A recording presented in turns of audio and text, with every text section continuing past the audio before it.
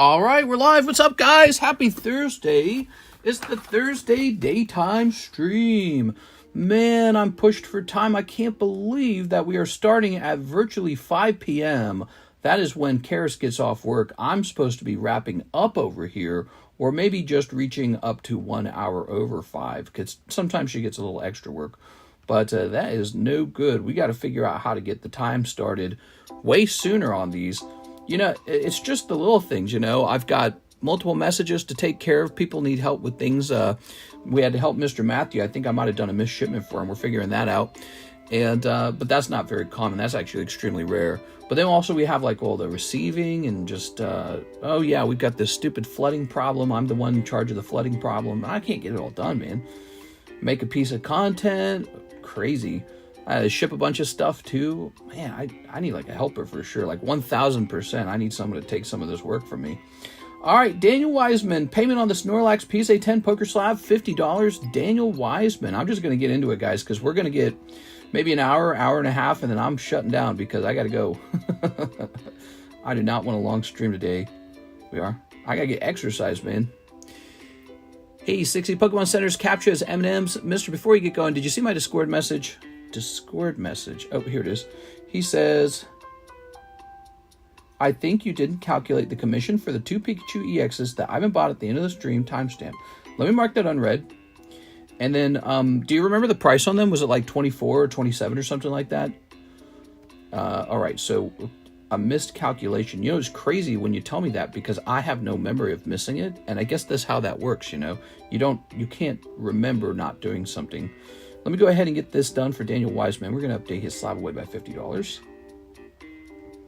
Daniel Wiseman. So this goes down to 325. Updated. Good. Daniel Wiseman's taken care of. And then we got John Lucas, who's got 5 boxes of Sneaker Bunker he wants to open. That's a lot. We got all these new tag slabs. We're not even done pricing up the PSA slabs from last time or the time before that. So we definitely have a backlog of slabs to go through. Got a couple PSA cards I brought up with me. Got a couple new vintage ones that I don't normally sell. Those are going to be priced. Start placing these over here now. Woo-wee. Let's go, mister. Yeah, I'm having time constraint problems. We are. I need like an assistant so badly. Yeah, maybe when we move, it'll be easier to find somebody. Maybe I should move to a place that's like full of people but very cheap to live, because maybe I'll be able to afford like somebody. I wonder, you know, if I move to a fancy place, I bet you it would be really hard to hire somebody for like a decent cost, because they're going to be like, nah, dude, you got to pay me $50 an hour. Like in California or something, they're going to really want to have a very high pay. That's another thing to think about, huh? Cheaper to operate an online card shop in a place that's cheap to live. Okay, let's see what Anthony says. So he says, I'll check. So what we should be able to do is kind of reverse engineer it, right? Here's Mr. Anthony. I'll take 25 HR. I got a mice bonus this time around. Can I still hang out even if I don't buy anything? Oh, yeah, you're totally welcome to hang out. There's no problem with that at all. So, what was I thinking about as well? Was I thinking about something? Oh, yeah. So I got these over here. These are abandoned slabs. Look, we got a Mike G marked for $224. That's over a year. And a Michael Motzinger for $923. I don't know where these guys went, but they didn't want their cards. This actually might be, yeah, I got no clue. Yeah, look how old this is. Okay. Every now and then we remove a super expired slab or two. I don't think he's coming back if this is from 923. I think he's out. His slabs are so old that they're still blue. So Rainbow Energy grading 5, huh? Rough. Crazy. Okay. Just some more stuff to price up. Shouldn't be too expensive. All right, I got a little message. Was that from you, Mr. Anthony? Let's see. Anthony says, so 35 and 35. So, thank you for that. That's really helpful. A little investigation there. Times. So there should be a $51 leap between here, right? 51's pretty easy to calculate. So this is too small of a leap. This is too small of a leap. Here's 528, and it goes to 577. So what's 51 plus 528? Nope, that's not right. That's still off. All right, I believe you are correct. I think I missed it. Good catch, man. So plus 678, 729. Sorry about that, man. Yeah, I'm going to get real good at not missing that. You guys in the audience, help me out, okay? If it looks like I didn't update someone's card after a purchase, if it looks like I didn't update their card, stop me and tell me I owe that person money on the commission slabs. 729. So I think what I'll do from now on, when a commission slab sells, I'll place their name on the table, and then I'll calculate, you know, their payment. And if I don't do that, you guys got to stop me, okay? Help me out with that one. You guys are pretty good at catching my mistakes, and so teaching you how to catch this one. Well, I guess if I make that mistake, I never put the card down in the first place, I bet. I bet I never put the pricing card down. All good, mister. That's why I watch the streams back whenever I send you slabs. Where are you working, Whipple? I gave the gold to my dad, mister. He was pleased. He said, good. Here we are. All right. Here we are. Here's this. I love Pizza Hut. Ergo, I love you, Whipple. Title and description. Oh, I started the stream and I didn't update the title and the description. I was too busy ranting about how I don't have enough time for anything. So let me go in here and get that title and description updated, guys. Give me a minute. You only sneak twice, Mr. Bond. I like that title. Okay, we're going to hit save over here. Throw me in. All right. So we're going to hit save right after I had this description.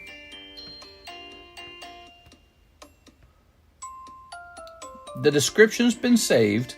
Now, if you guys hit refresh, you will be able to see the menu. You got to hit refresh, though, okay? That's how it works.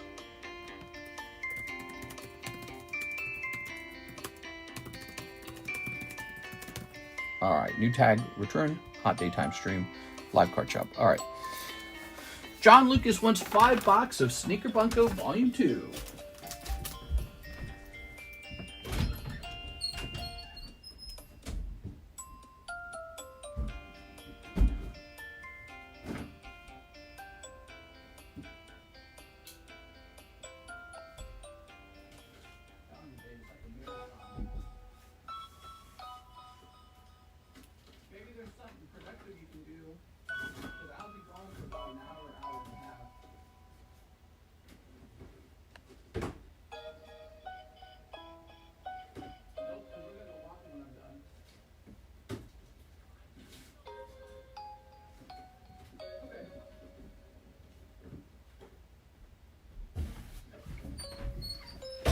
All right, so we're back. Here we are. Toss these over here. We got 1, 2, 3, 4, 5, just like that. Perfect.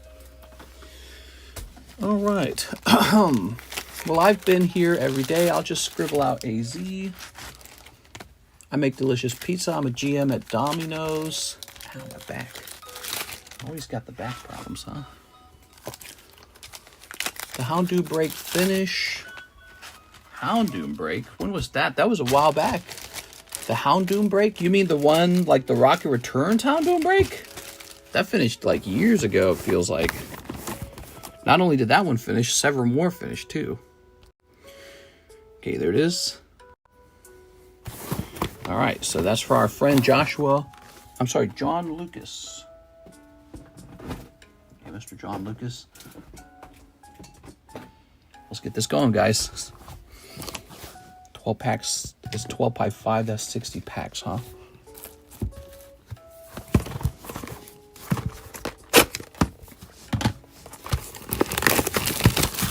Holy moly, whose order is this? John Lucas.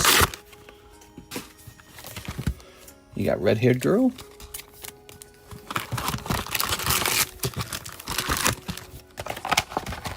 What's the peak break looking like?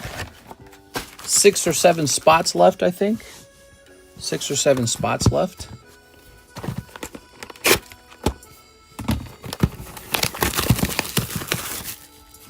I don't do waifus though anymore. Go. Waifus are one of the top selling things on the menu. And I think it's sort of a product where people are looking at it, wondering if it's going to keep selling over time. And it appears to. Playboy magazine sold for a long time.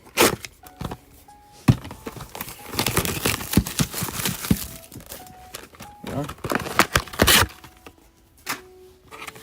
Okay. I think that there's real potential with these popular animes. You get a sexy scene from a popular anime. I think there's potential, sure, when it comes to hodling girl cards. All right, and here it goes. We're going to start with, what was that, like 3 boxes? So we're going to start with the first 3 boxes. That's a total of 36 packs.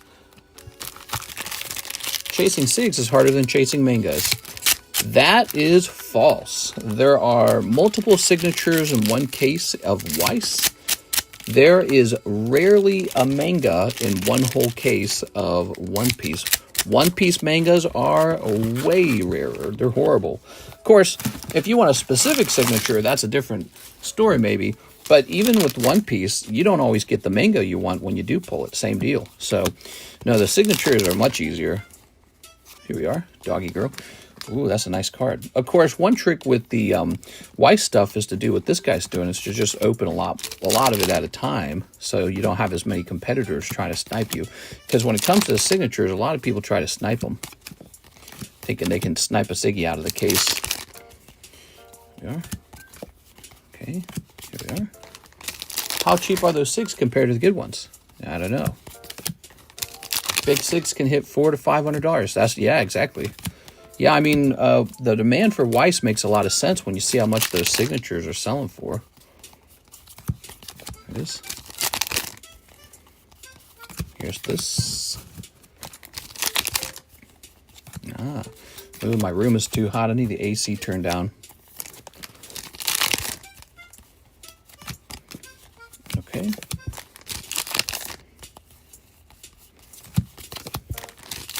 Mm-hmm.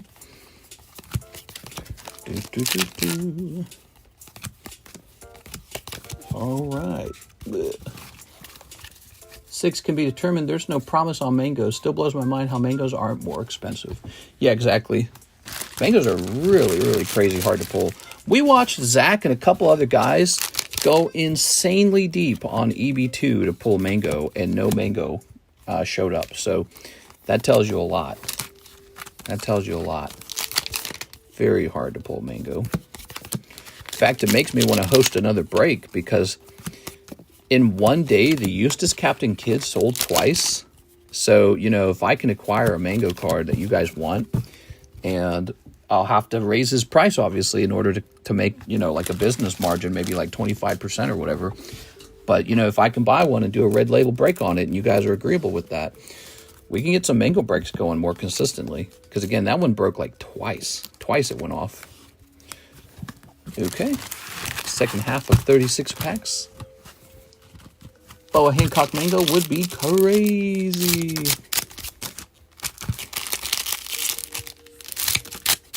Boa foot pussy? Yeah. Nami mango is good. Yeah, what do you guys think would be...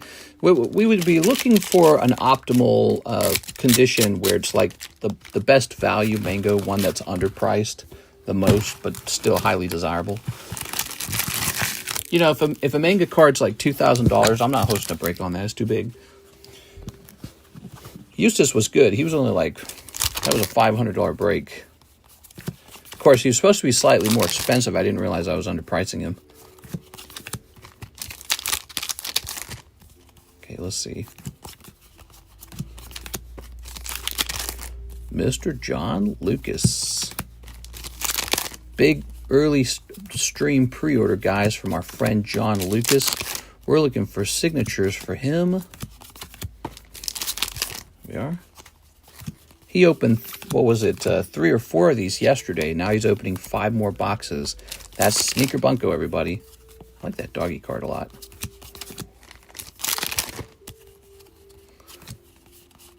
Mango's the easiest. Nami's the easiest mango.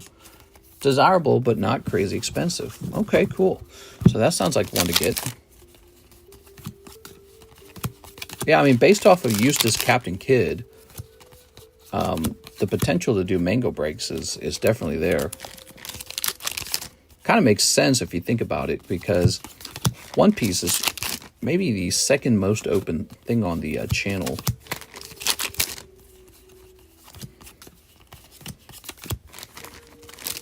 PSA 10 Nami sells for $350-ish. Oh, we could definitely do that. That's within the normal Pokemon card range even. That's one of my favorite ranges, is the $300 range. Okay. Oh yeah. Got the people here.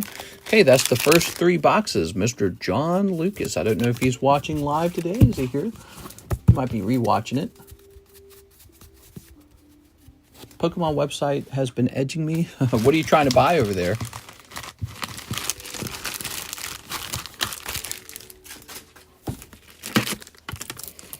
There's an Old Maid Deoxys and a Adventure Time Princess Bubblegum dressed up all chill. The Super Premium Collection. We got a couple of those coming, not too many. We got a couple coming. All right, here's this. I love the idea of more normal people being able to get the set on their website as intended at the retail price, so that the scalpers can't create an artificial price in the market. I really wish there was like a law stating that scalping bots were illegal, and if you're caught using one, you can be fined really serious amounts of money. I think as Americans, we could contact our the people who write our laws, whatever, congressmen, congresswomen, senators, representatives, contact our representatives and say we want to outlaw scalper bots. I think it makes, collectibles hobbies worse. It's good for the scalpers, I get that, but it's really no different than, like scalping movie tickets. And in some places in the United States, that's very illegal. They outlawed it. So I think we could do that with collectibles, and the sooner it's done, probably the better. Because the collectibles is not just supposed to be a gravy train for people with bots. It's supposed to be a product for regular consumers who are trying to collect it. And I think the Pokemon card company would like that too. They have to spend all this money hiring engineers to try and detect bots and block them. Think of how much money the Pokemon company loses trying to detect bots. Do you see a correction on singles lately? I don't really shop too much for singles, so I don't have a big opinion on those. I don't trust singles that much. I think most of the big card shops that sell them comb through them first and pick out the 10s, and then they grade them. So I would not buy singles very often. I do on occasion buy some, but I don't buy very many. All right. So last 2 boxes, here it goes. We're 18 minutes into the stream.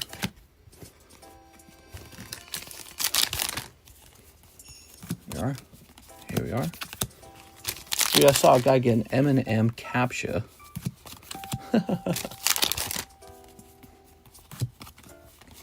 Yeah, increasingly, the people who used to supply you with affordable singles, those guys have figured it out that you can just grade the Pokemon card yourself and sell the junk cards on eBay. So it's sometimes singles work, sometimes you're just buying someone else's junk. And it's a pretty risky thing. Here it is. If you want to know my favorite thing to do, I actually just buy 10s. That's what I do. I actually just buy cards that are already graded. Here it is. All right. All right.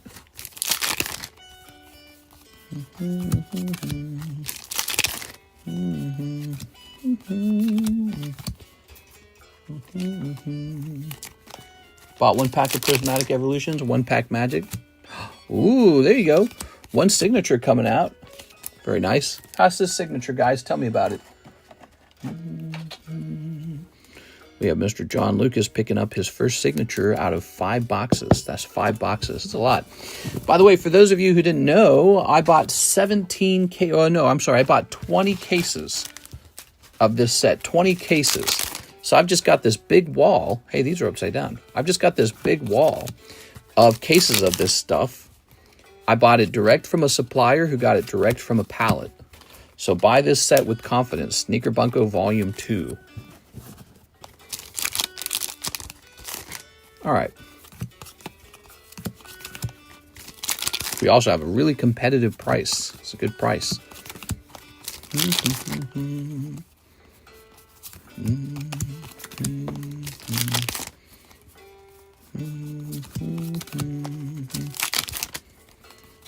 Oh. Ah. Ta-da. Good.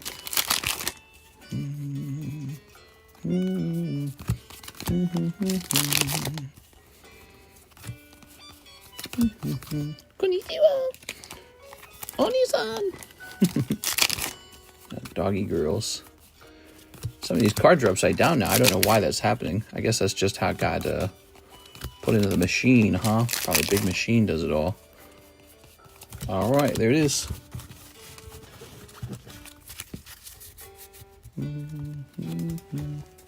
That's a lower end Siggy. Ah, that sucks. All right, no luck, Mr. John Lucas. Your last round was super duper good. He could be in here. Oh, that's Joshua Ramos. That's a Josh box. This, John Lucas. John Lucas, you're going to have your own box like pretty much instantly now. Mostly because the John boxes are already full anyways. Okay. All right. You know, with these Sneaker Bunko Volume 2s, it's not all about the signatures. It's about those AGRs. Actual signatures from the actual voice actors. Real signatures. Never pulled one of those before. I'd love to see it.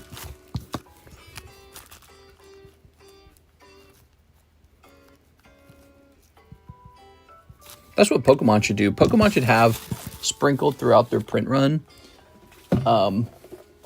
like original designs by the artists. That'd be cool if they printed that, and then just like number them. Oh wait, we need a big sticker.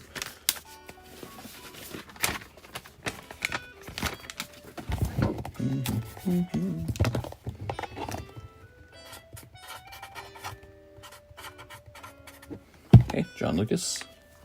Thank you. Big buyer there, John Lucas. Holy.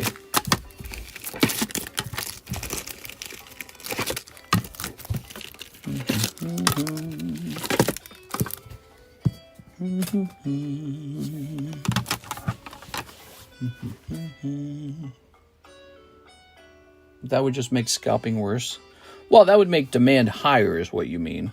You have to be careful because everyone wants to call everything scalping. That's scalping. This is scalping. There's a difference between demand and scalping. Just because an item is high demand doesn't mean everything's scalping. But there really are resellers, and those kind of are scalpers. But it's a complicated thing because, you know, kind of the point of a collectibles hobby is people buy and sell, you know. So there's a thin line between scalper and collector. For example, I resell cards, but I also collect huge amounts of cards. So what am I? And I think that's how it is for a lot of people. You know, like if you pull... Hold on, I'm looking at something. All right, we have a price for this. The cheapest tag version of this slab is $130. Okay. You know, if you open up packs at Walmart of Prismatic and pull the Umbreon, what price are you going to sell it at? The price that you got it for at Walmart? So is it going to be based on that, or is it going to be based on the secondhand market price? Well, that's the scalper price. So in a way, everyone kind of participates in the high demand. And that is the actual problem. The demand is so high that a scalping environment occurs. No, this marker's dead. It's dead. Okay, you're not selling for 200% MSRP and have 100 boxes of the new set ASAP. Yeah, exactly. So that's why I'm saying, oh, Topps first movie for Mr. John Lucas. All right, so that's what I was saying. So there's a difference between a scalper and a customer, right? A consumer. And one thing that really was a Charmeleon. Oh, so close. So close, man. Charmeleon's good, though. All right, check this out, guys. Ooh, beautiful, man. That's so great. That dang Absol's pretty. He's $30. You should just buy him. $30. I mean, basically, you're getting it for the cost of the cost of grading it almost. That's crazy good. Here's this guy. If you think he looks good, just buy him and then toss him in a closet for 10 years. 10 years later, it'd be like 150 or something like that. Anyways, here we are. You know, because one day, that's already from 2022. One day, that gets really expensive, in my opinion. When it all dries up, there's no more of it. All right, Charizard. Ooh, yeah, he's getting Charmander, too. These packs pay for themselves. These packs virtually pay for themselves. All right. If I buy all the meat off the shelf, am I a scalper now? Well, if you buy all the meat with the intention to resell it at a much higher price, and your goal is to make sure that there's no, meat left on the shelf so that they're forced to buy from you, then yeah, that's a good definition of a reseller, of a scalper. Here it is. But yeah, I think it's important to sort of clarify what counts as high demand versus what counts as scalping. The bots that go to like the Pokemon card website and buy all the product, 1,000% that is scalping. 1,000%. Should be illegal. Problem solved. Make that illegal. Jose Soto, One Prismatic. Jose Soto, what's up, man? I buy all the eggs and then I sell them for $50. Vocabulary is important in school. Vocabulary is very important. Yeah, you should always be reading, because when you have a large vocabulary, it means you have lots of tools to understand the world by. Definitely. Iron Boulder. Okay. So if I buy all the cards off the shelf and I open them all, I'm just a buyer.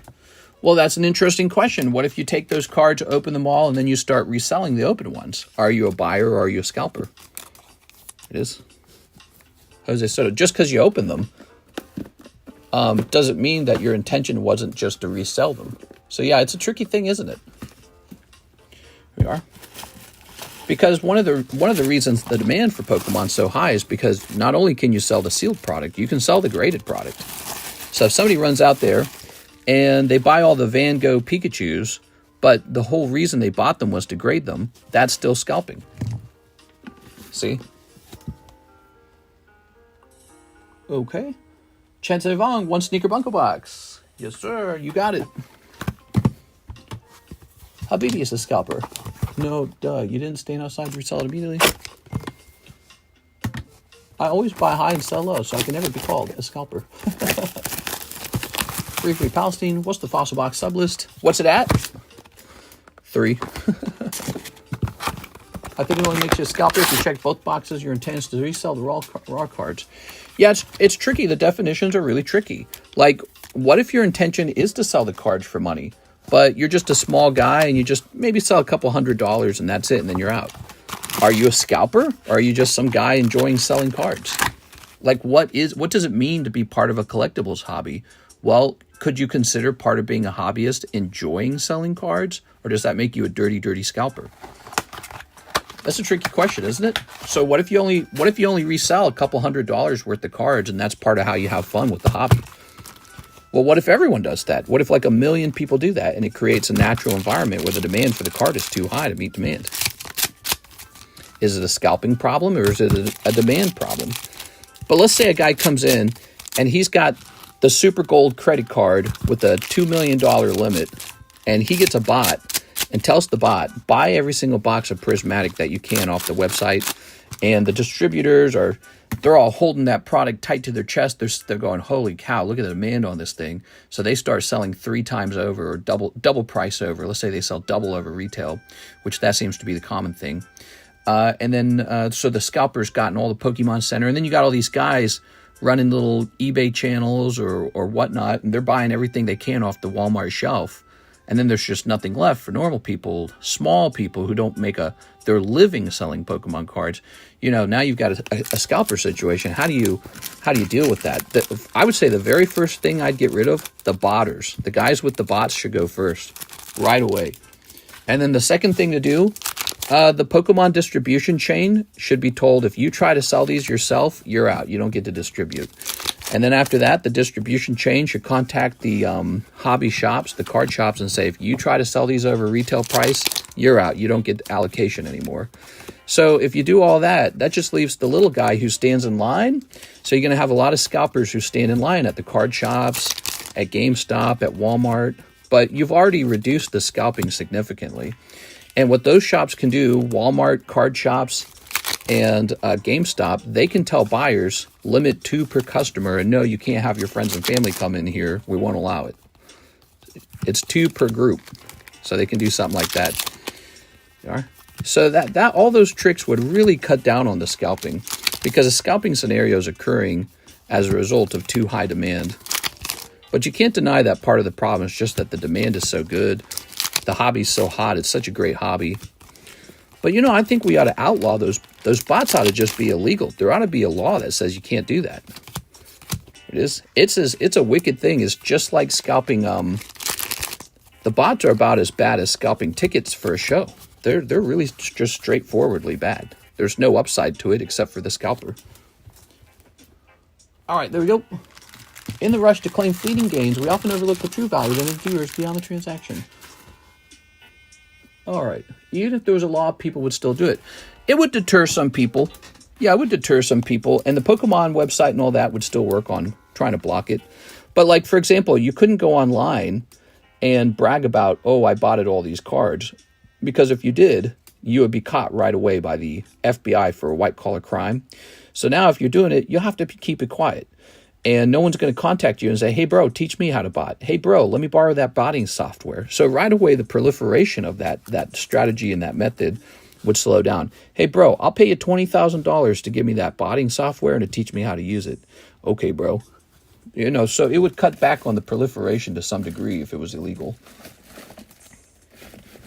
But you're right. Some people would continue to do it like hackers, And if you got a guy and he just seems to always have lots of product, you can be like, cool, how are you getting it? If it turns out he has no, he doesn't have like a license for distribution, you can pretty well guess maybe he's botting, something like that.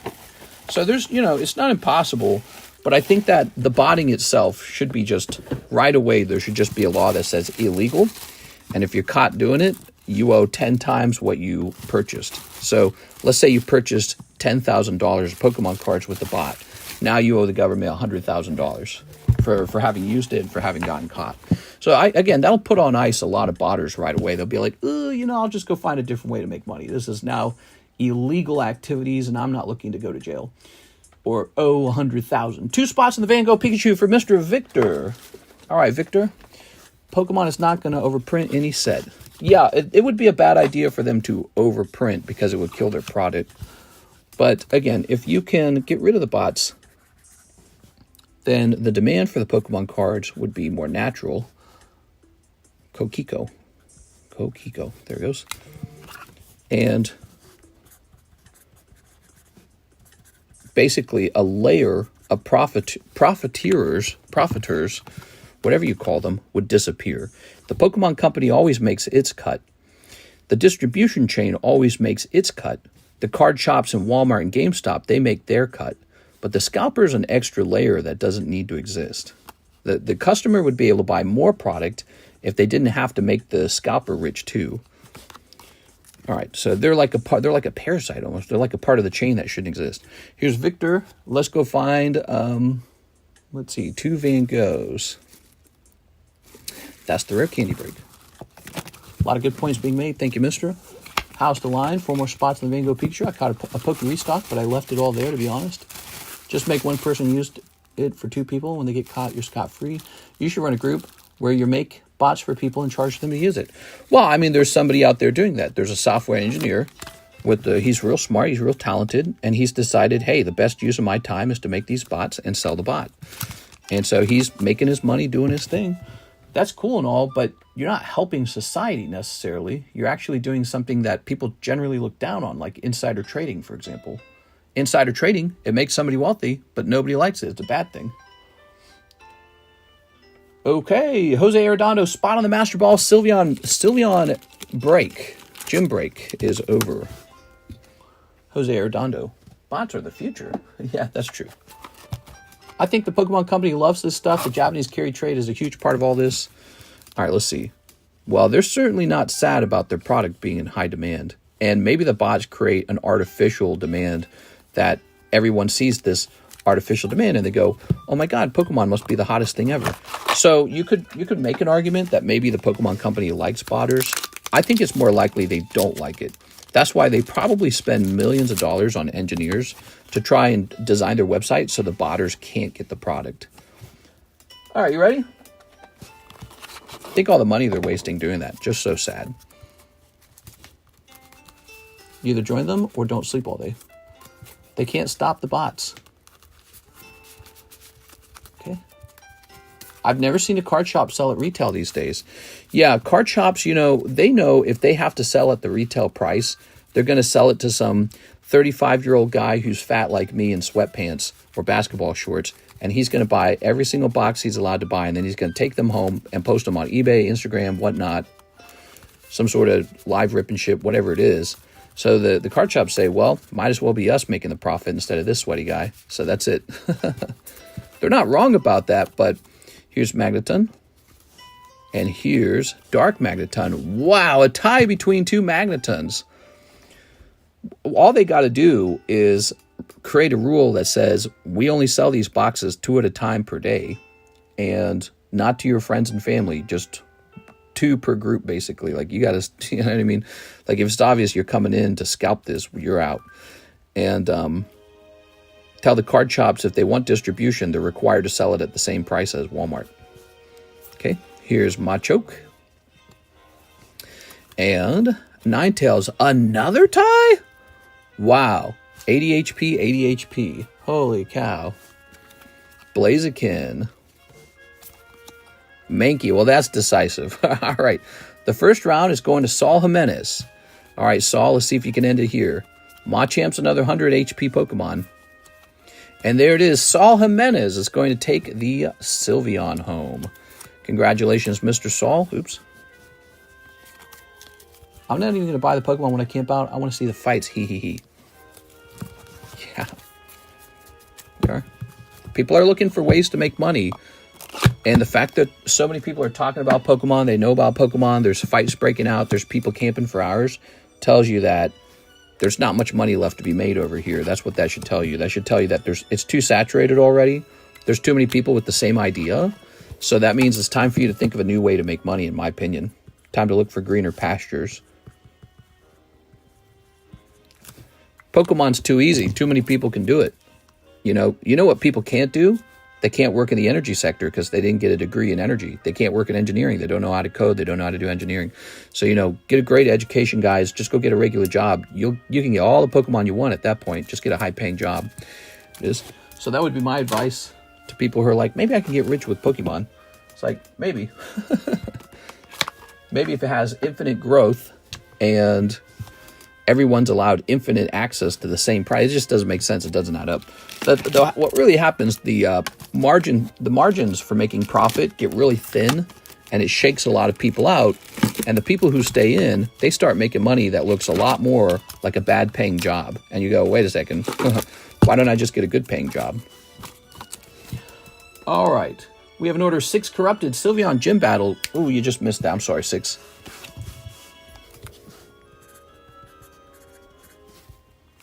Poker is an easy hustler. Just play dumb. They can't get out of pajama pants either. Yeah, me either. Anthony Kalura. 3 boxes of Journey Together. No hollers or basic EXs. All right, you got it, man. Use all my credit. Okay. 3 boxes of Journey Together, everybody. Good thing I bought extra Journey Together. Running low. All right.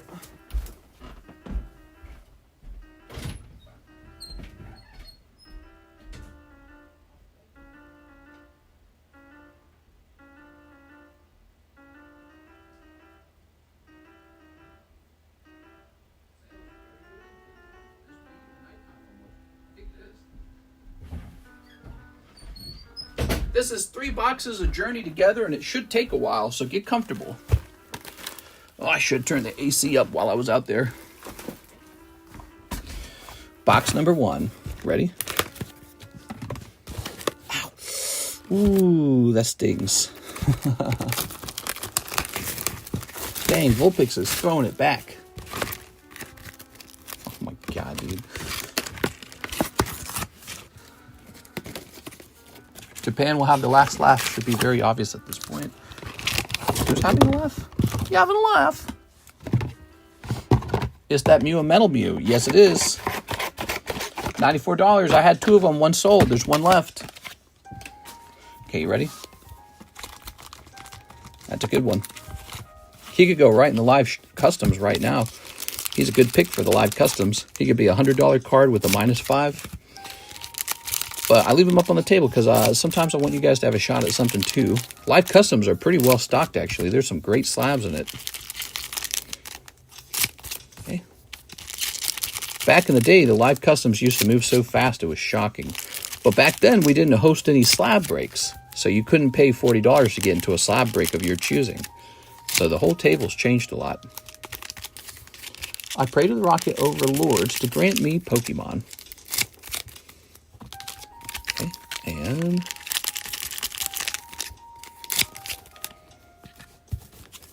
there it is. Pokemon scalping and its consequences. Yeah, some guys definitely made some money on it.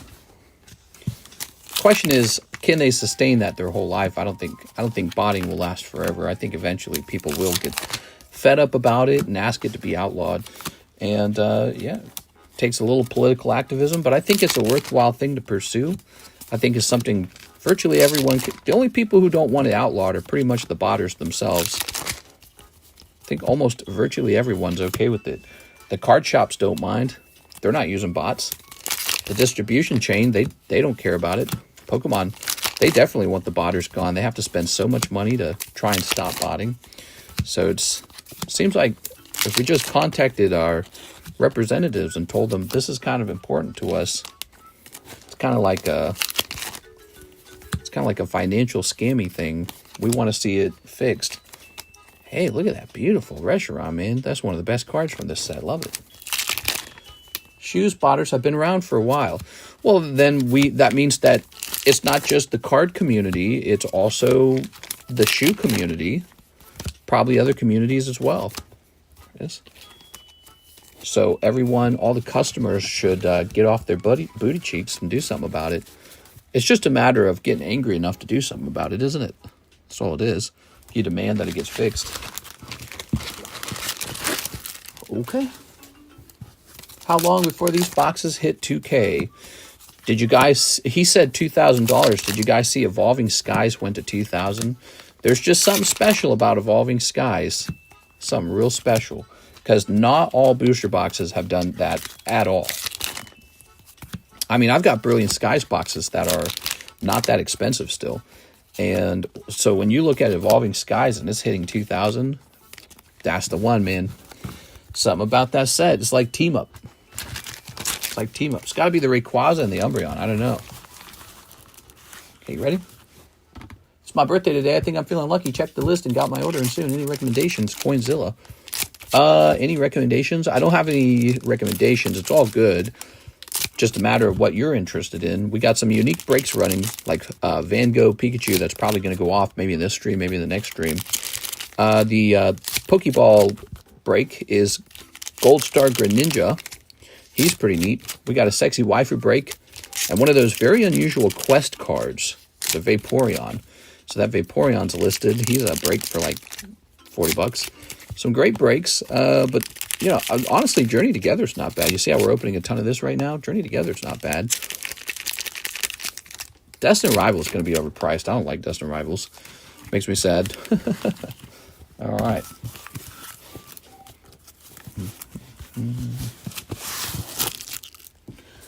It's way overpriced. It's crazy. Price doesn't make any sense. Okay. Kilowattrel.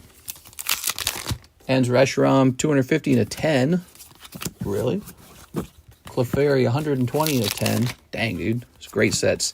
Reshiram. Yeah, I'm thinking about buying a case of these cards for myself someday, and I start making videos of myself opening a case of cards here and there, because I actually need some cards to grade myself. I wouldn't mind having some cards to grade.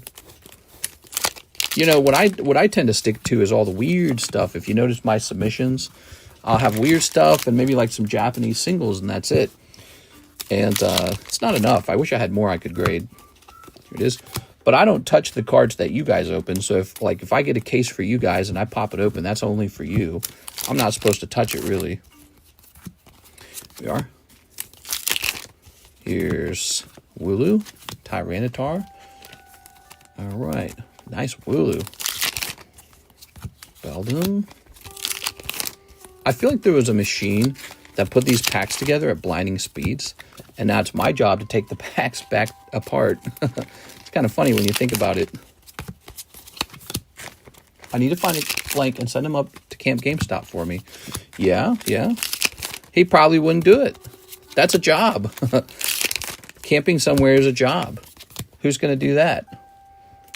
But you never know. Might be able to find labor. But then again, the more you pay them, the closer that price on the box becomes similar to what you'd get online anyways. Do you collect more Japanese or English Pokemons? What do I collect? Well, I collect a lot of Japanese, if you didn't know that. So, for example, let me show you. Here's some cards that just came in. Steelix, Magneton, Lugia, those are all in English, right? But if you keep looking, this guy here would be a Japanese card. See, Japanese. And I just collected a bunch of these. So, but I don't collect easy to grade cards quite as much. Or if I do, they have to be really old. I like to collect cards that are really hard to grade. That's maybe what attracted me to the Topps cards in the first place, because I knew how hard they were to grade. Okay, that's box number 1 is completed. Box number 2. Mr. Anthony Kalura.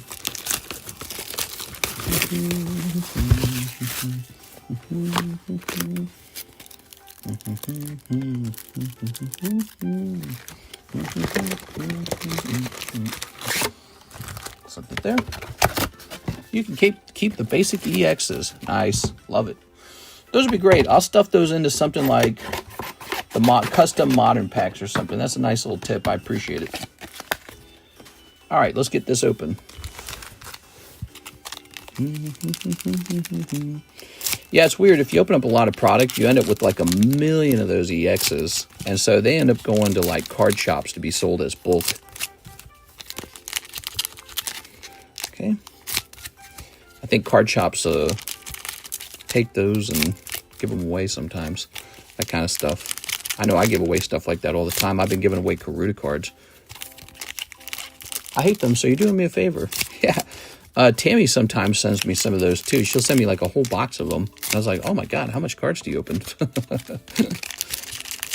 Yeah, they're very similar to like holo pulls. In some ways, they're uglier than the holos. Like some of the holo artworks are really special.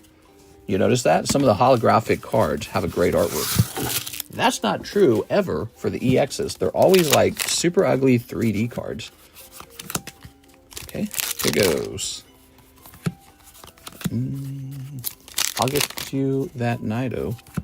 Ooh, Articuno is going to be a hot one. Look at that. And by hot, I mean cold. Because he's an ice type.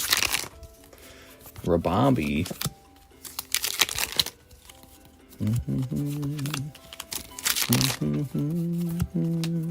Yeah, see, so they always have this simple artwork. It's basically a 3D computer artwork.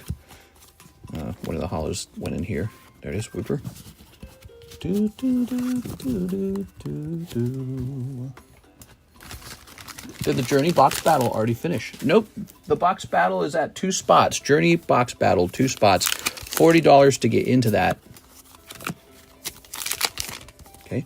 Just a different way to open cards if you think about it. It's, there it is. Let's say you bought $40 of Journey together. It's kind of like a box battle, because when you open your packs, you're either the guy who swept the cold packs out of the box for someone else, or you're the guy who pulled the smashing chase card, you know? And so it's very interesting.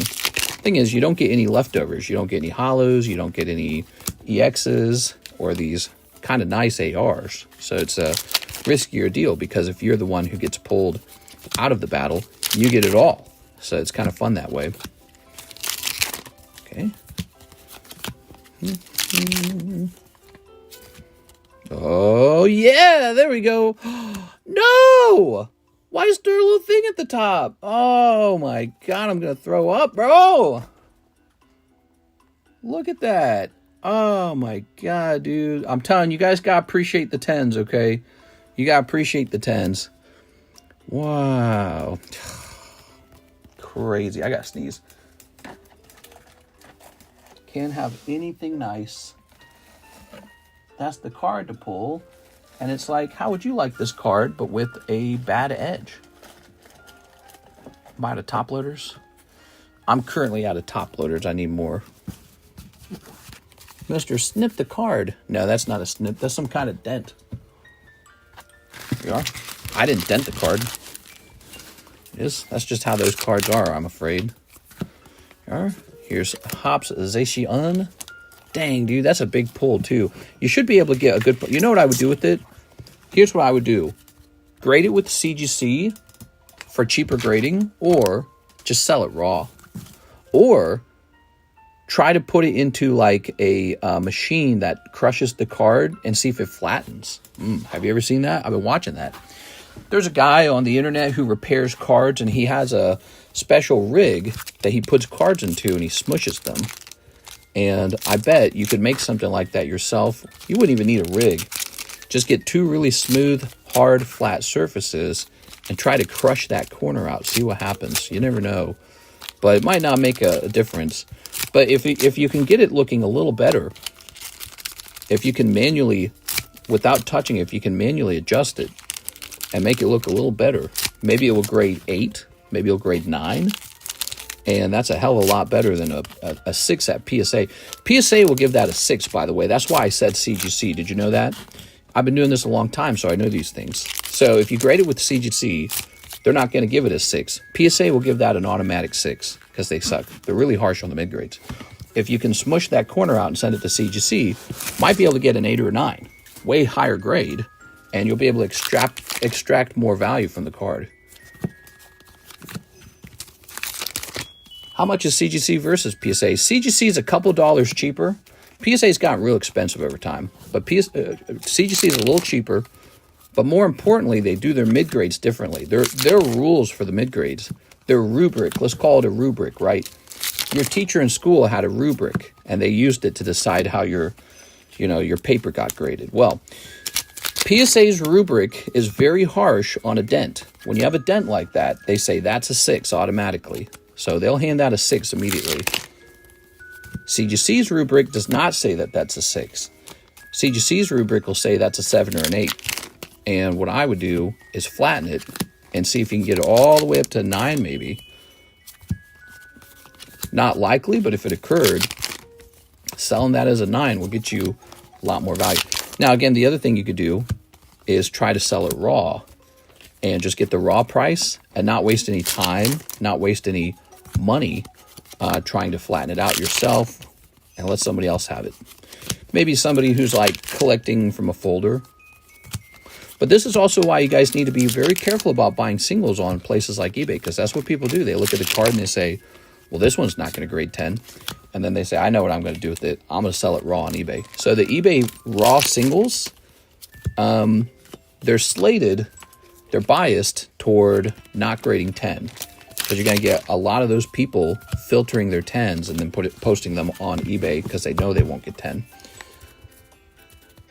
I'm going to miss Alexis. She packages good. Well, she's not leaving. She's not leaving yet. She's had a change of plans. Apparently, she's talking about buying land or something now out here, but it might be like an hour away from where I live. They're looking to start currently, they live like a young couple. They rent, and they want to start homesteading. And so I guess their first plan was, hey, one of our parents is going to let us live in California rent-free. But for that to work out, I believe her husband, who has a job as a police officer or something like that, he had to get a transfer into California for that, for them to agree with that setup. I don't know what happened, but the plan has changed now. I guess she's maybe staying over here, but they're looking for a cheap plot of land and then maybe the homestead. So the plan has changed somewhat. So we might have Alexis a little longer, but I don't know.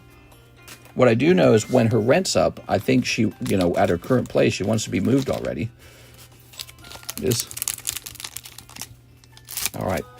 If I was them, I would not rush something like this because, and I don't think Alexis is listening or anything, and I don't want to give any unsolicited advice.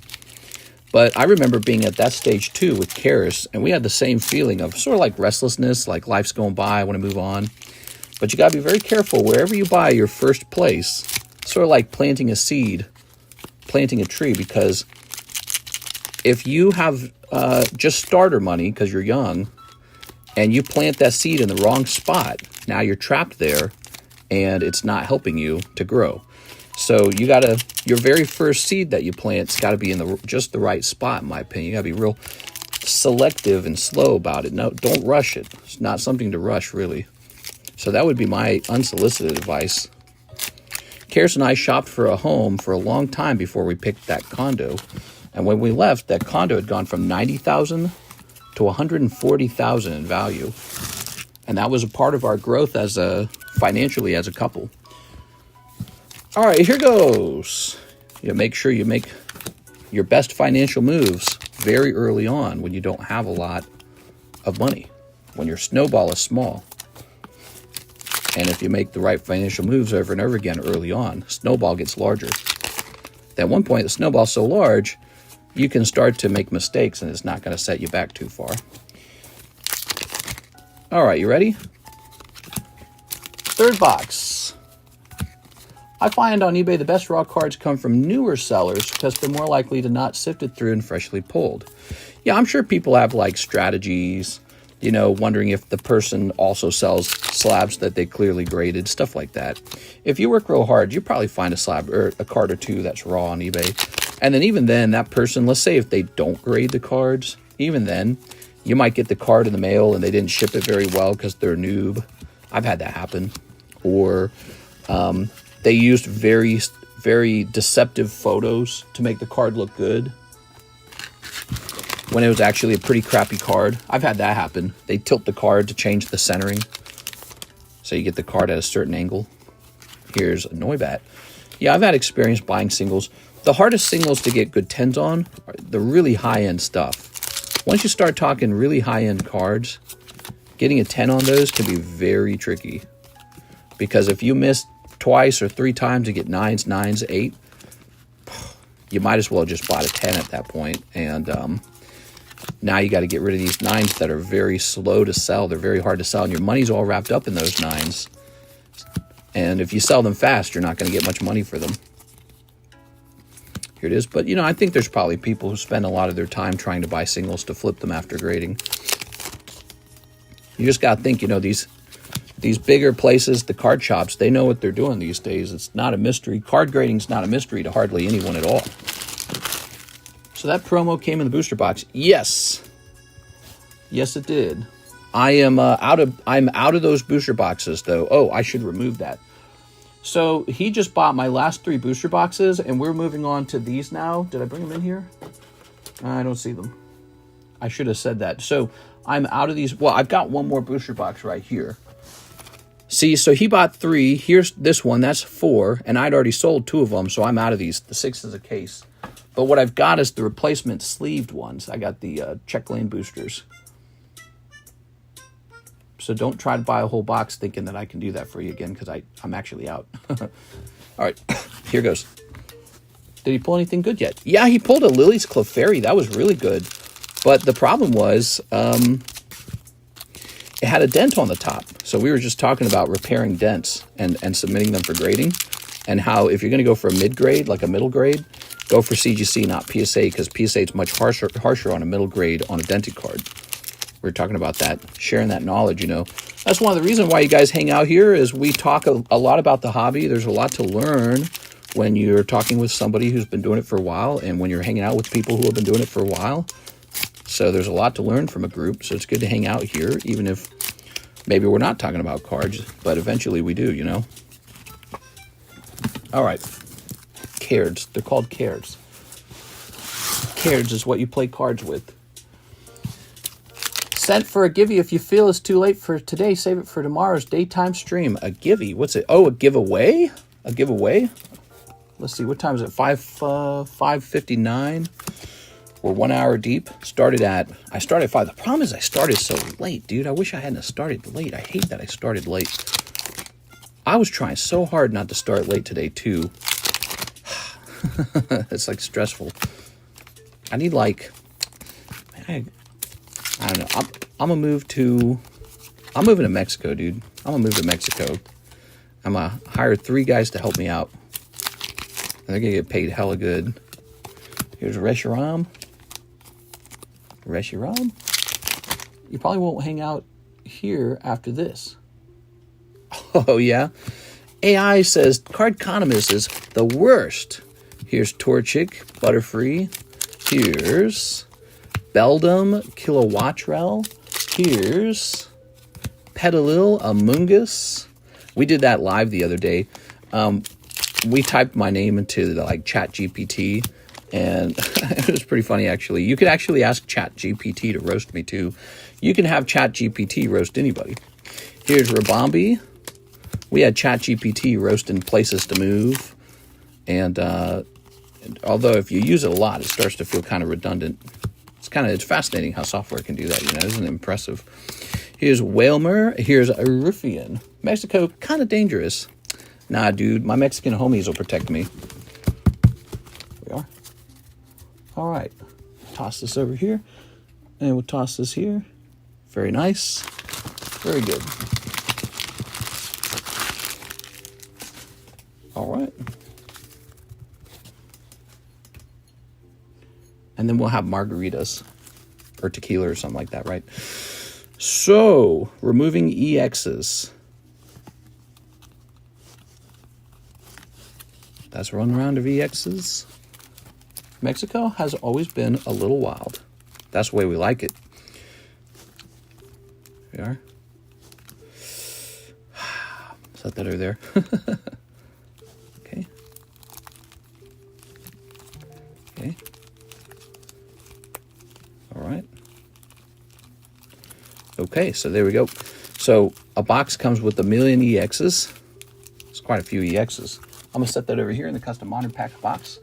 And now this Clefairy deserves a top loader. I have to go get fresh top loaders.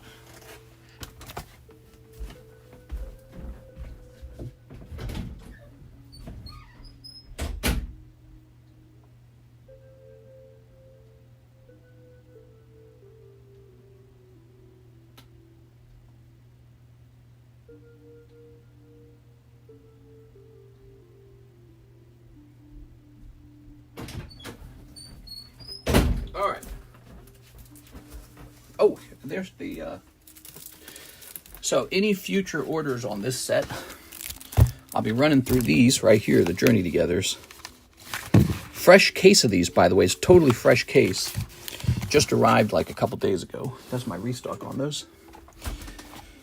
And let's grab this. What are your thoughts on the Uno cards? Ugly. You can grade them, and somebody might buy them too. I think they lack aesthetic appeal. Could be popular amongst Uno players. However, I'll say this: I don't think as many people play Uno, and Uno doesn't have the prominence of poker. Poker. Everyone's heard of poker. Everyone's maybe played poker once in their life, or watched poker getting played. And poker's in a lot of TV shows and movies. It was in Red Dead, remember that? You know, there's a lot of card games in James Bond. There's Casino Royale. So, yeah, I'd say the poker cards are my favorite playing card. And Uno's just a bit strange for me. Of course, it wouldn't matter if they were beautiful. If they were beautiful, then who cares? But the problem is they're not that beautiful. So that's the bigger problem with them. So that's why you haven't seen me put as much effort into them. I mess around with the old Made cards, though. I think those are kind of cool. They got pretty unique artworks. You guys know the old Made cards? We got a couple up here on the table. Did you guys see those? Here it is. So here's an old Made. This is only 36 for 10. Look at the back. Very vibrant. So this is an old Made Deoxys, and the art style is great. So I like those. I think those could be considered underpriced if one day they all get gobbled up and people go, hey, well, I want one of those. But the Unos, I don't think they look as good. So I just didn't touch them. That's good. This is, I give this one an A for buy it, whether you should buy it. Jesse Salinas, $40 towards Slab Away. Jesse Salinas. Slab away, Mr. Jesse.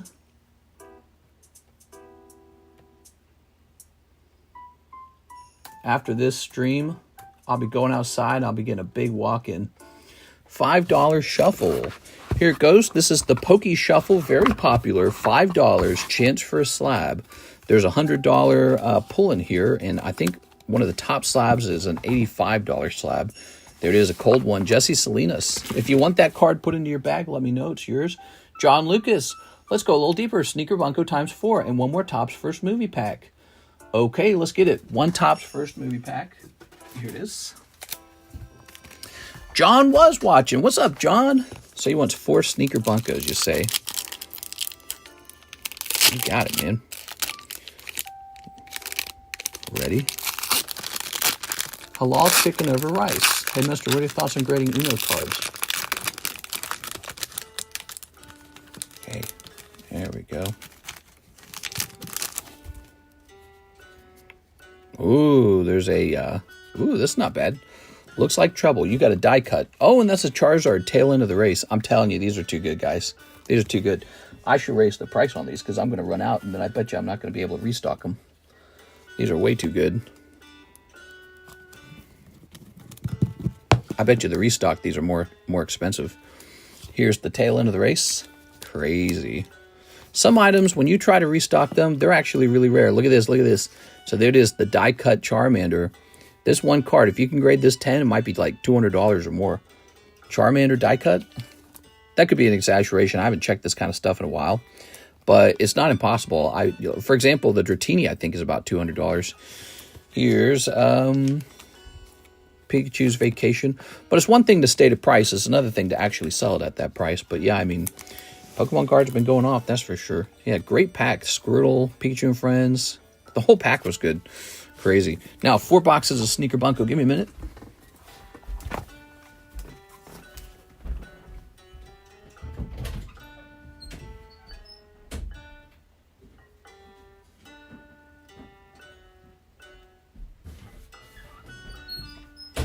All right, here we are.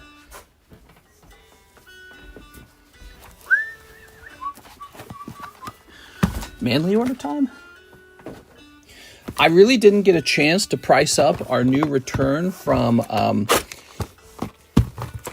Tag, so we're going to have to do that tonight. A lot of slabs getting priced tonight, guys. I don't want you to miss that nighttime stream, okay? Here's this.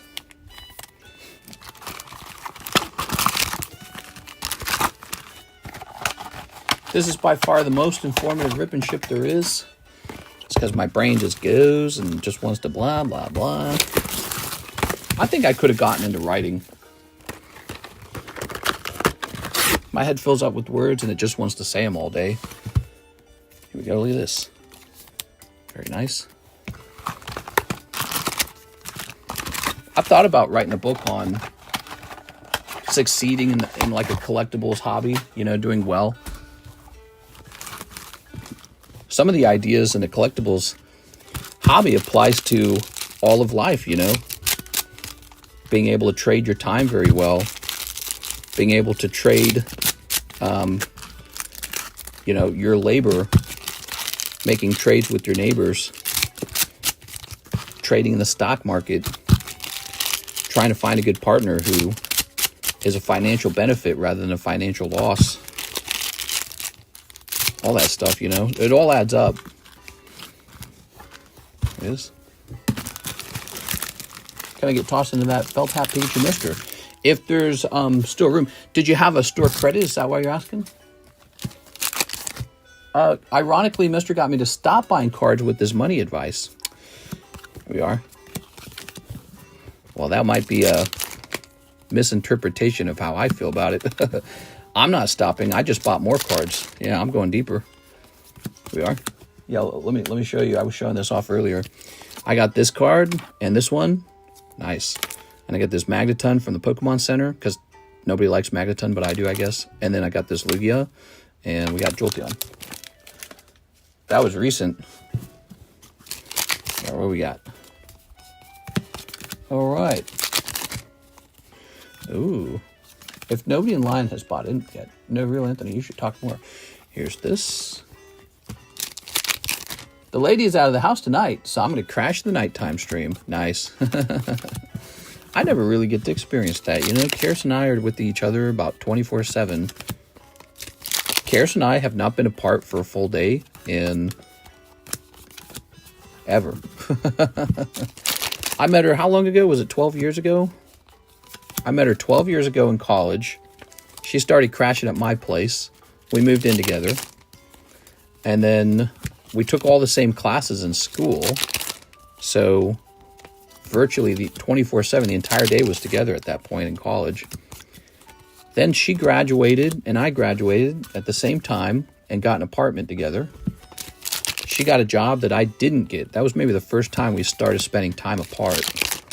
So she would drive to work and I would stay at home working on my YouTube channel. That was the first time. And eventually she became full remote for her job and my YouTube channel took off. So we're both working from home. And we have not gone anywhere by ourselves since then. So I think other than the fact that she drove herself to work a couple times for like 1 year, that was it. That was the most we were apart. And that was only for part of the day. All right. Here we are. Just 2 more weeks, mister. I'll make that huge order. Yeah? I'm not against that at all. Please, I can only get so excited. It is. Yeah. So yeah, she hasn't been on like a vacation by herself or hung out with her parents for an extended period of time by herself. None of that. There it is. But you know, it's weird. We're kind of a lonely couple. We wish we had some friends to hang out with. All right. Ooh. Uh-huh. We're both kind of reclusive. We don't go out. Ooh, really? Look at this. Doing pretty well, Mr. John Lucas. How about that? Pull another one of these sexy SECs. There we go. Yeah, Mr. Brandon, my advice on cards would be buy them one time and then don't touch them. Buy a good one, like a solid looking collectible. Buy a good card and then don't do any more to it. Don't try to trade it 10 times. Don't try to post it on eBay 10 times. Every time you move it around, somebody takes a cut. eBay takes 13%. GameStop takes some of the money. PayPal takes money, a processing fee. So if you've got a good collectible, just hold it. And that's really good advice, because if everyone did that with Pokemon, they'd be much wealthier today. Many of my worst moves in Pokemon were just me selling my Pokemon when I should have just been holding them. Like my Mewtwo's from Shining Legends. All I had to do was not sell them. They'd all be worth $2,000 a day. It's kind of a pity. I bought them for $75, like 5 of them. Sold them all. Probably sold them for like $150 and thought I was a genius. Today they're all over like $2,000. I'm not a genius, I'm dumb. When you got something real good, even if it's cheap today, you just hold it. As long as it's good. You are? All right. But then again, it's my job to have good stuff for sale. So I put good stuff for sale, but my rule is if I sell some good stuff, I got to buy some more good stuff. So that's how I do it. We got a cool Electivire for sale right there. He's decent.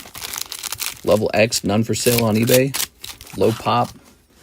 Only problem is I don't know how to price them because there's none for sale.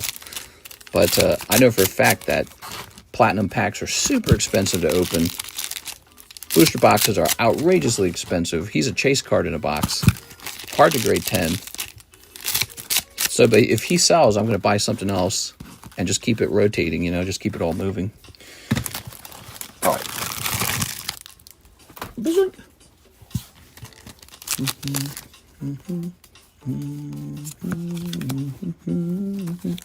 Yeah, if I had advice for you, Mr. Brandon, you know how you originally joined and you were opening a bunch of stuff and you pulled a couple good ones? Like you pulled that one SEC, right?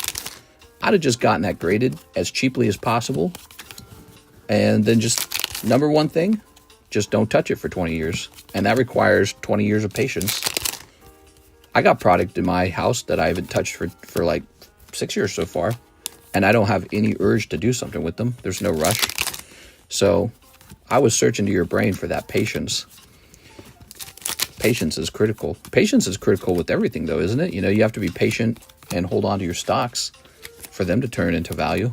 Yep, got to be patient with them. Got to be patient with the people you want to be friends with or people you want to date. You got to be patient with your parents. You got to be patient with everyone. Here it is. I think they did studies like that, didn't they?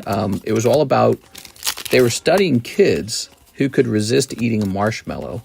And they found a correlation between the kids who could hold off eating the marshmallow and the kids who got wealthy over time. It was the kids, or I think they defined it as success. It was the kids who could hold off eating the marshmallows the longest. Those were the successful kids. So that's a huge indicator, isn't it? This. All right. Oh my gosh, yes, the marshmallow test. See, so other people have heard about it too. So the kids who can hold off, they can refrain from eating the marshmallow. Those were the successful kids. And when it comes to cards, we don't eat marshmallows. The marshmallow, in our case, is that urge to sell your card and be like, well, I don't want it anymore. Just get rid of it. That's the marshmallow. And you have to resist the urge. Oh, doggy girl. Here's this. All right. Oh, scarf guy. The smartest kid was the one who put it in his mouth and then put it back. Yeah, he has a few licks and then he puts it back. What? Here's... Nah, dude, that's worse. That's going to give you a... Here's... It's going to drive you crazy. And last pack. Here we are. All right. Ooh, very nice. So you did well. You didn't pull a signature this round, but you pulled another SEC. Mr. John Lucas, congratulations on that SEC.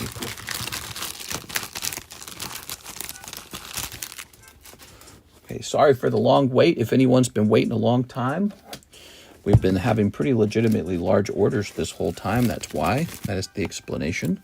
Because the daytime stream is insane for some reason. Why is the daytime stream so crazy successful? I don't understand it. We have 100 people watching. You know, it's weird. We don't have a lot of people watching the daytime stream. And lately, ever since we started doing these extended daytime streams, we don't get a lot of people watching the nighttime stream. Last night's nighttime stream, we didn't even break 120 viewers. But it was crazy because I was like busy. Most of the time I was busy. And I am going about as fast as I can safely over here. And we only have 100 viewers. So our audience must really be shoppers. Must be mostly shoppers. You know what I mean? Call of Legends. Jump in that, guys. Call of Legends is cool. Shiny Pokemon. Call of Legends is all shiny Pokemon. That's why you jump in that one. Nighttime is for work because I have childhood drama I don't deal with in a healthy way. That's why the daytime is busy. We are. Yeah, childhood trauma. Trauma and neglect. That's a real thing, man. Here we are. I feel like I've gotten to an age where I'm a bit older, and nowadays I talk to people who are younger than me and hear about how they're beginning their journey. Toxicity of dealing with their own problems that they had with their parents. And I go, oh, I remember that. It is. All right. You know, stuff like anger and frustration, which is really just masked sadness or something like that. That kind of crap. All right. Ooh. This So now I get to do that. So let's see. Here's Luke Laurie, Last Slab Away Payment 3, Battle Partners 1, Star Wars Galaxy. Let's start with the Star Wars Galaxy and the 3 Battle Partners. Mr. is at an unk age. Yeah, I'm at that unk age. I ordered my 3rd Prismatic Evolutions pack. Did you open it? I don't think I've gotten to your order yet. The line was really bad today. The queue was a little bit longer today. So we are moving now, though. The queue is moving. We had a couple big orders. And so those have been the primary things we've been working on. But we're going to get to yours very soon. Oh, lovely Darth Vader. That's excellent. Okay, so you got a nice Darth Vader. Okay.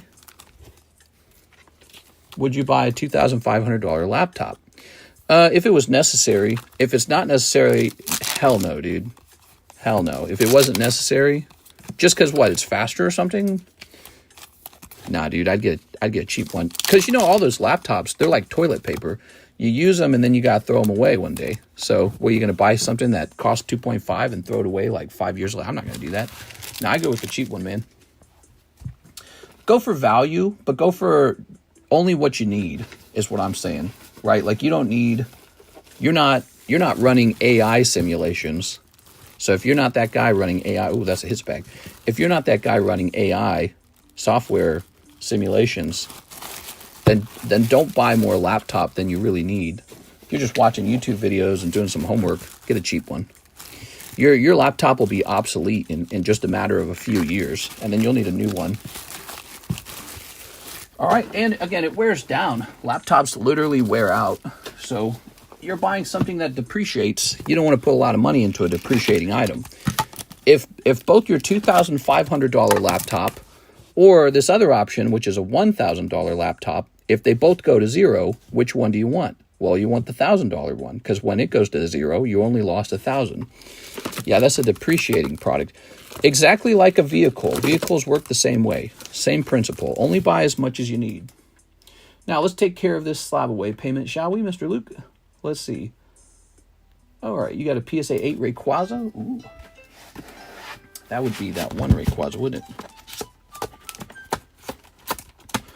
That was one of the most important decisions I made right out of college. We bought a very cheap, but mostly new vehicle with 40,000 miles on it. It cost $8,000, and we drove that for 10 years. We drove it, the same vehicle, $40,000, 10 years. The interest rate was like 8% or something, like a vehicle. It was a bad interest rate. Guess what I did? I paid it off in the first year. So I had no interest. Here it is. Paid off in the first year, no car payment. That was essential for what we would do later in life, which is save up our money and spend that money on investments. There it is. Young people make a huge mistake where they buy a fancy, nice luxury vehicle, and you'd be surprised what counts as luxury, but they buy a nice vehicle for like 30, 40,000, and then they also take on interest on top of that 40,000. So they're really paying like 80,000, and that comes out of your paycheck. That's your seed money. That's the money that you're supposed to use to invest. So you're supposed to take that money and put it in the stock market, put it in the retail market, real estate. I mean, start your business with it. You know, just put it into gold, put it into crypto, put it into a 4% savings account and wait for a good opportunity. But instead of doing that, you bought this company's, junk on wheels, and it's a luxury. And now you're paying interest on it too. You're done. You're going to be stuck in the middle class or beneath it forever. That was your one mistake in life, and now it's over for you. That's it. You're done. You're trapped. So vehicles can end your whole financial success, right off the bat at the beginning as a young person. It's just over at that point. Here's Alicia Brown, Fossil Sublist and Journey Box Break. You got it, Alicia. All right, Alicia. One wrong move. Another big wrong move is school. You get the wrong degree, a useless degree, an overpriced degree, a degree that you don't use. You take on $80,000 of debt at 4%, and now you're done. You're trapped forever. You'll never be wealthy. You know what I mean? So if you're a guy with an ultra cheap vehicle that works and no student debt, and you go get some sort of average job at like Walmart, and you invest every dollar of your income, you'll be fine as long as you invest all that and don't get yourself trapped into any bad debts. You won't be super rich, but, you know, by the time you're 40, you will be, sort of. You might have like $500,000 saved even, if the market does well. That's for the box. Here it is, box battle. Here we are. So strapping yourself down with bad debt with interest on it, that is the end for you. Then on top of those two bad decisions, buying a bad car and buying a bad student loan, if you do the third thing, you get into a bad marriage, you're so done, dude. You are done forever. Hang up your cowboy hat. You are not going to do well in life. Here's Jose Soto. He's buying a prismatic. Jose Soto, what's up, man? Another prismatic. Here we are. Did you say you bought another one after this? Let's see. No, just this one. All right. You going to get Magic the Gathering Final Fantasy? Yes. What slab away got paid off? It was a slab away for Rayquaza. It was paid off by Luke Laurie.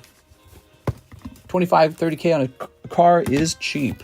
Yeah, nowadays to get a 40,000 mile car, look, the equation is different. The car is more expensive these days, but so is the minimum wage. Minimum wage is higher too. So you can afford a $20,000 car with 40,000 miles on it.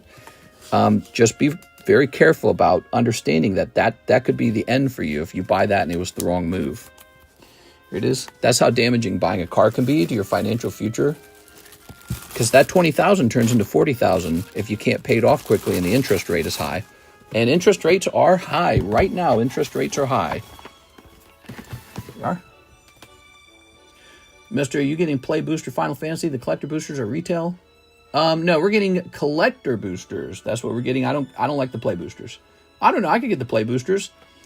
I don't have a, you know what? If they sell, they sell. That's all that matters. So I'll get you, if you guys want the Play boosters, we can look at the Play boosters. Here's Mr. Hawk. What's up, man? He wants a $6 Glory of Team Rocket pack. You got it, man. Here it is.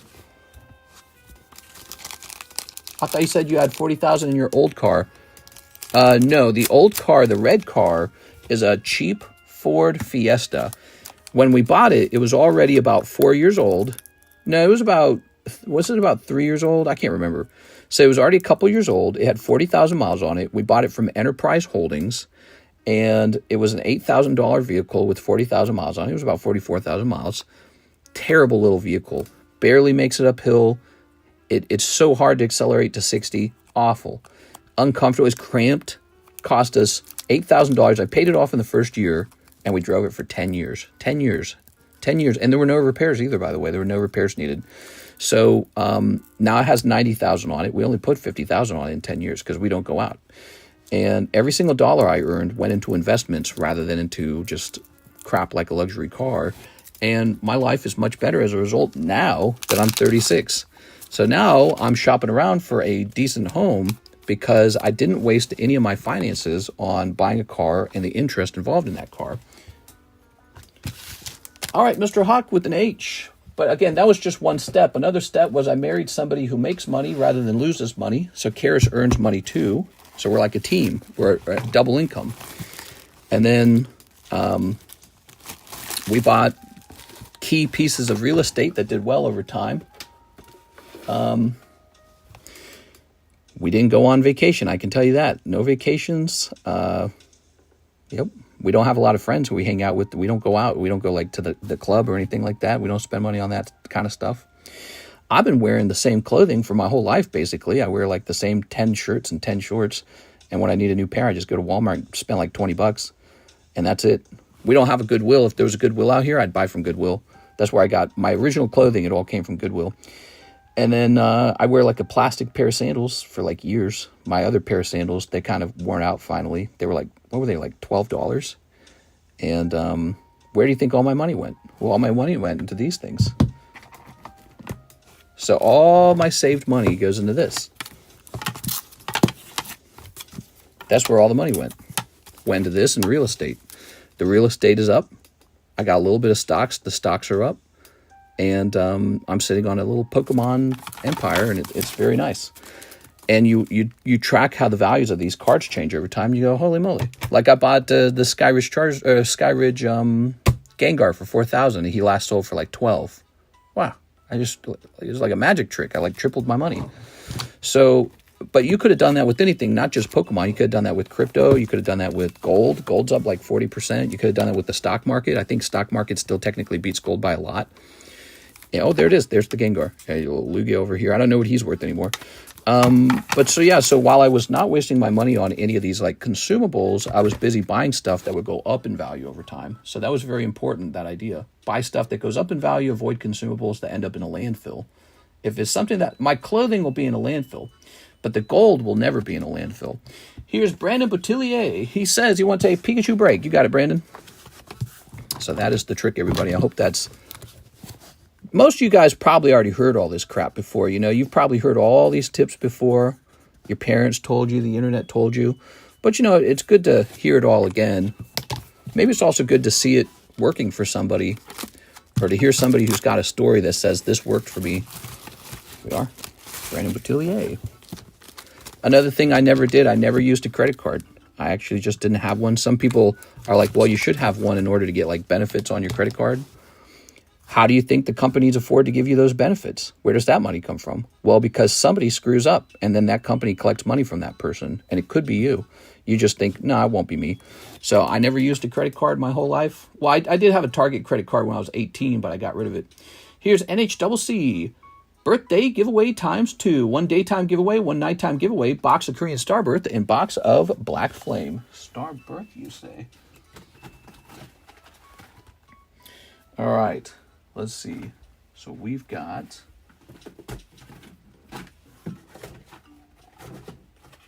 Well, who wants a box of Starbirth? Got a Chase Chariot. Mister, can you queue up a gym break?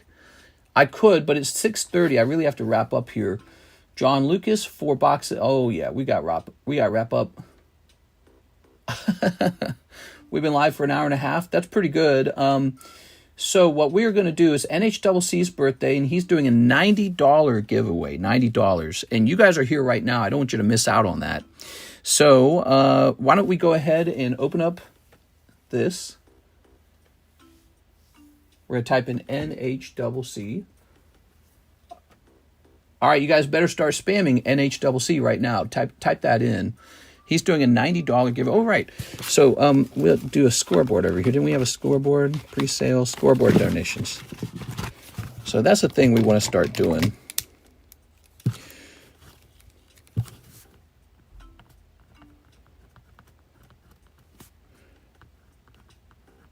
All right, so NHCC has $90 on that. That's new. We just started that scoreboard. I'm going to go grab a quick box. I know I'm going to need 2, actually.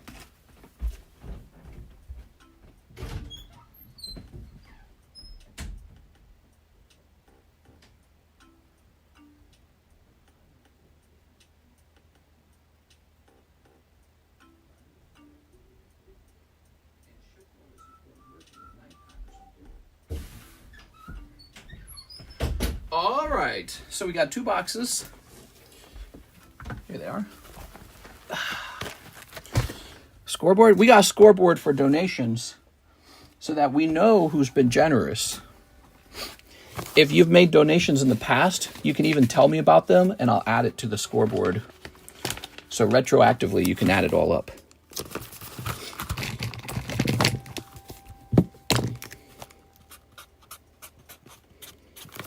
Okay. So you're all here. We got 1. Squid Pokemon. Good. 2. Lockjaw Jones. 3. Pokebeast. 4. Nicholas Lloyd. 5. PB Brad. My gift to the stream was lost by UPS. Dude, that's a bunch of BS, isn't it? And Fredericks. Those are the people who just won this box. Now, one of them gets the whole box. You ready? It lands on... Oh, here, I'll zoom out for you. Lands on 5. There it is. Number 5. Who was that? PB Brad? PB Brad, you got it. What's your name, PB Brad? Now, you guys will want to return for the nighttime stream because NHCC is giving out a box of Black Flame in the nighttime stream, okay? done, mister? Can you do my Roaring Moon card giveaway tonight, please? What? What are you talking about? PB Brad, is he still here? He says, oh, snap. Mister, this would be a new bag, no problem. What do you want me to put on the bag? Okay. That's $90 just being handed out. Very generous crowd, you know. Especially NHCC. He's been hanging out with us a lot. Hope you're feeling good, Mr. NHCC, and having a nice week. Having a nice weekend. The weekend is almost here. You didn't shuffle the dice. I didn't shuffle the dice. Oh, it's not legitimate. All right, here goes. I want to see the result. She wants to see the result. Here's this guy. That guy. That's a holo. Okay. Charizard. So you got this Kindler, and he is going to be a stinky pull. But you did get a Charizard EX, so that's nice. Starbirth is actually, this set includes pulls that are in the English version, Brilliant Stars. And the top chase pull would be probably that Altart Charizard. There's an Altart Charizard in this set. I'm just surprised it's so cheap. But maybe the Altart doesn't impress people as much. You know, design's important. Luminion. Well, shucks. I had never seen so many yet dang Charizards. PB Brad? Pat B, PB Brad? Pat Benatar, you got it. Okay. Here's this. One whole box in a minute. That's a holo. Oops. I felt it connected too. I was like, wait a second.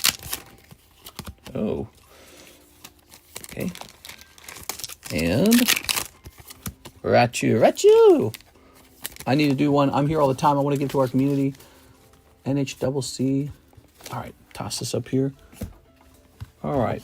We were talking a little bit about how I experienced financial success after living a very strict conservative lifestyle that involved making sure I only spent money on things that went up in value and avoiding spending money on things that go down in value. And I think what triggered that conversation, he was asking about how expensive of a laptop should I buy.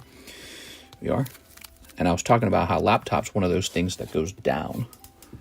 Okay, so that's for Mr. PRB1, right? PR Brad? PR Brad. PR Brad. PRB1 is the name of the One Piece set. Okay, very lovely. That was a gift from NHCC for his birthday to you guys.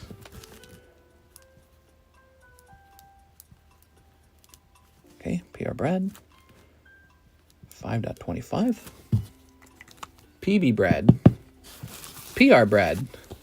Yay!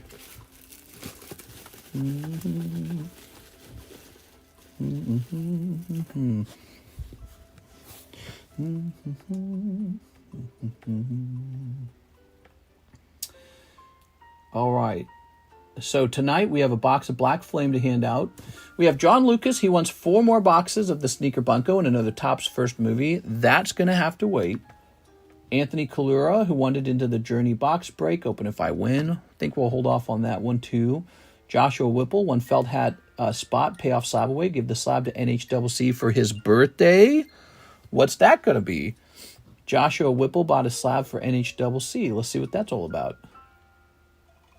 There it is. Nido King from May something. Hold on. Is that right? Wow, birthday stuff. Happy birthday to you. Imagine I just popped out of a cake naked. And I got one of those, you know, what do they call those women who used to strip a long time ago and they had the little tassels on their nips? Happy birthday to you. Give the slab to NHCC for his birthday. I have store credit. Oh, there you go. That's explained now. Joshua Whipple. Boop. So that's 82. So $160 was sent. So you sent, yep, it all adds up.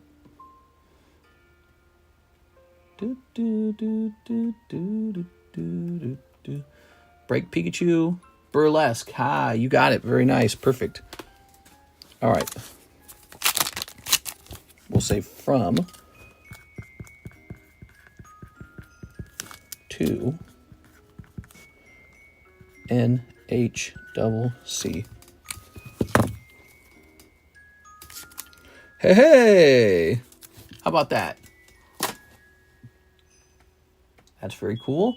Spot in the felt hat Pikachu. I'm going to fulfill the rest of this order as well, so I don't get it confused, because I probably will otherwise. Joshua Whipple.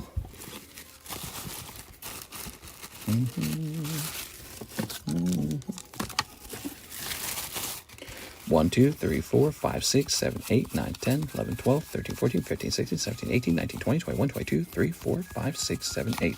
So it is correctly counted up to 28 spots. I'm probably not going to do this right now. The felt hat Pikachu, as bad as you'd like to see it go off, I'm probably going to do that tonight, okay? Okay, and there were 2 other messages in the queue for Arturo for gray felt hat and Anthony Kalura, gray felt hat. So gray felt hat is done. Don't try to buy any more spots in it. Let's see. Brandon Boutillier, NHCC, John Lucas. So tonight we're going to start at John Lucas. Let me just see what else. I think we're done on the other queues. Yes. Let's see. That's where it's beginning tonight. So tonight we're starting with John Lucas and wrapping up the gray felt hat Pikachu, which is very fun because we'll be picking out a new rare candy for that night. Additionally, I didn't really get to price any of these tag slabs. We were quite literally too busy, but there's like way more time in the nighttime stream. So you're going to see these great cards getting priced up. Look at that. It's nice. Slowpoke. Coughing. You're going to see these getting priced up tonight. And many of them are quite cheap, and they're very good looking. So I recommend buying them because if you buy good looking cards that are cheap, they tend to go up in price over time. All right, I'm hopping off. Thank you for being here for the daytime stream. Next time, I'll try to go live earlier in the daytime stream. That'll give us more time to make sure we can take care of all the orders. But yeah, I'll see you guys tonight. Should have died 28 years ago. What? All the Pikachu spots are filled. Yes, sir. There's no more Pikachu spots. We'll have a new rare candy picked out for tonight, and that could be very enticing, so you'll want to be there to see what it is. All right, see you later, everybody.